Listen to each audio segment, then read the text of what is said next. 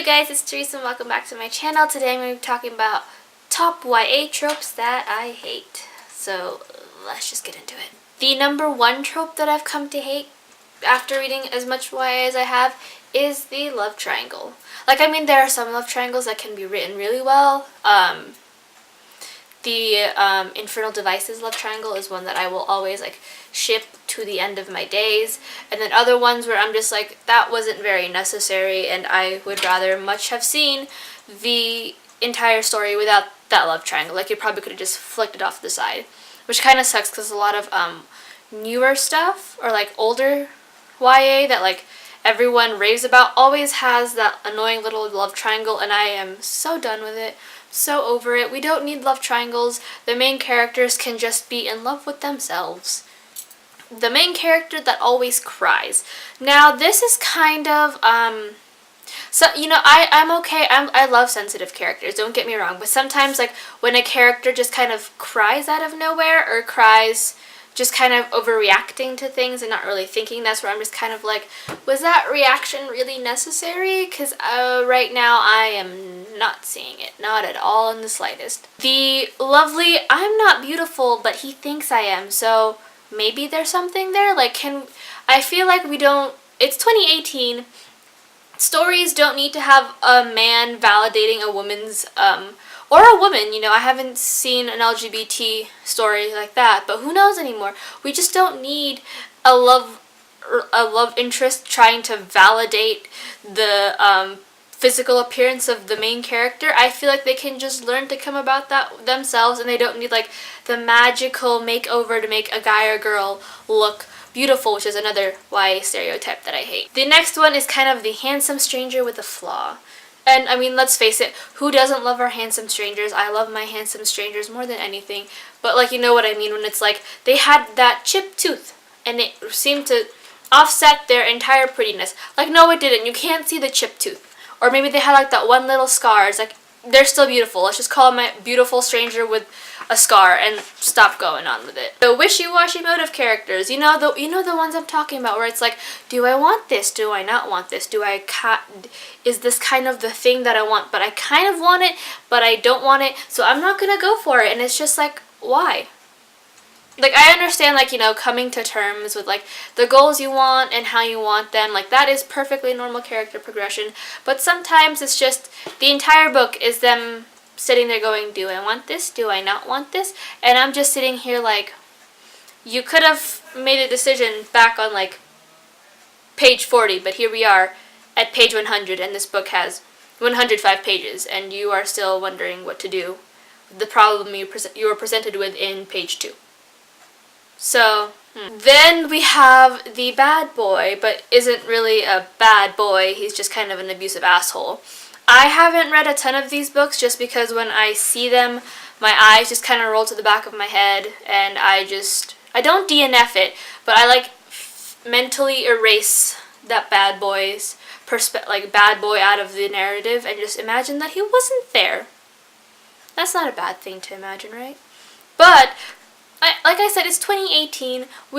I feel like authors need to come to the realization that not every, you can make a bad boy and not him be an abusive asshole who's overprotective, who wants to kick the ass of any other boy who comes into contact with their girl, and all this other stuff.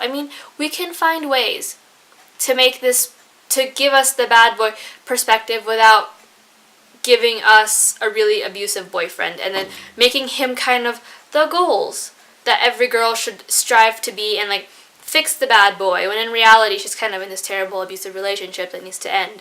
But hopefully those books will slowly die out into the sunset. And not even a very pretty sunset, a really ugly sunset. ¿Dónde está padres? Let's face it, you guys, it's YA. I could probably name a ton of YA books with absolutely zero explanation where the parents were, and if there were parents, there would be, zero where the parents were, and if there were parents, they probably weren't very much there.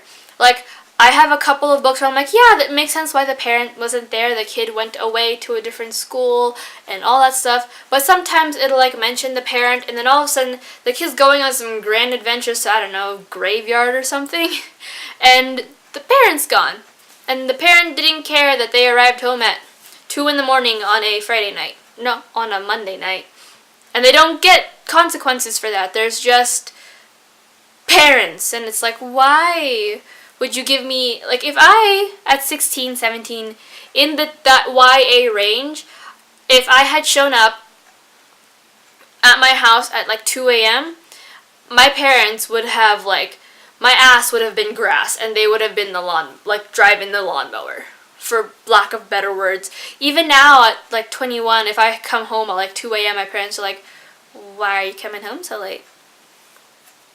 So like, seriously, where are the parents? Like, what happened to them? They're still there. They may be fictional, but some kind of genetic formula had to happen for a kid to be 20, like to be 18 and have parents, right? The super strong females. Now, I love this trope personally. Like, I love it. I adore it. I am all for not super overpowered, but super strong females.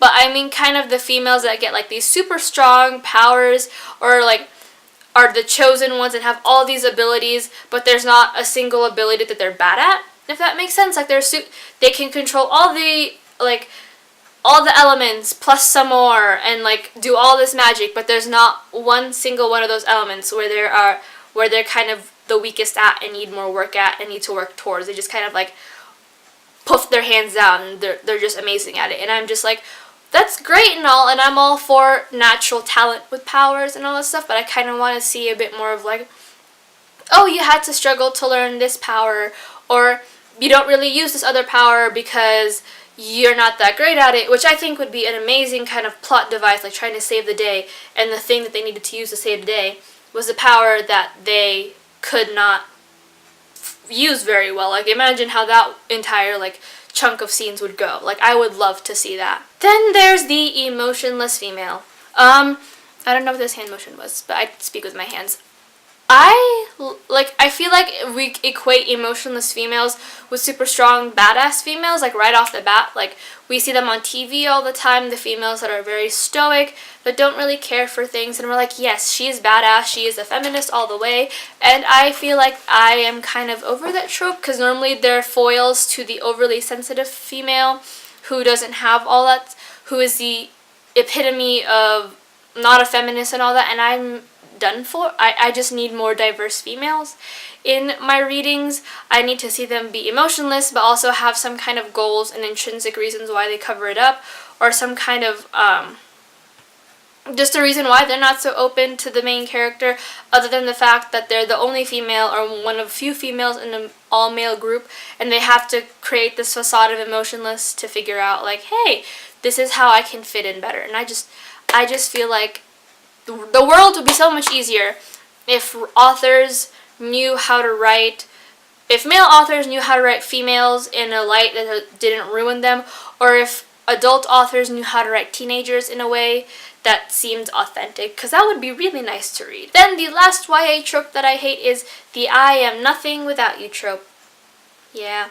Like, I don't mind, like, overwhelming power, like, feelings of love and, like, the soulmate principle and all that, but, like, and I don't mind characters saying, I'm nothing without you, and, like, who would I be if you had not entered into my life or stumbled into it or nearly died while trying to be in it kind of thing. But I feel like there should be a fine line between them saying that they're nothing without each other and then becoming overly dependent and then using kind of that overbearing love to be like, oh yeah, I literally cannot be myself unless they are there. Like, we need some independency in like certain YA books, I feel, with main characters and their love interests and vice versa. And I feel like when we give them that autonomy to be like, I can't be without you, but I can, like, kind of like, I can't be without you in a sense that it's like, I would love to spend the rest of my life with you, but I am more than capable of holding my own. We are two different and separate autonomous beings, and they should stay that way. We're just having to be married and have children or fall in love and kiss a lot. So I don't know. But that is it for the YA tropes that I hate. There's probably more on this list, but these were kind of the ones that, like, every time I see them in a book, my eyes just kind of pop out of my head and roll across the street. But if you guys have any more YA tropes that you want to see die, or like you have a love-hate relationship with, then leave them in the comments below, and I'll see you guys on Tuesday. Hit like if you like more of these videos, and subscribe. I try to upload every Saturday and Tuesday. Unless something happens, then it'll normally be like it'll be a Sunday or a Wednesday or something. But I'll see you guys then. Bye.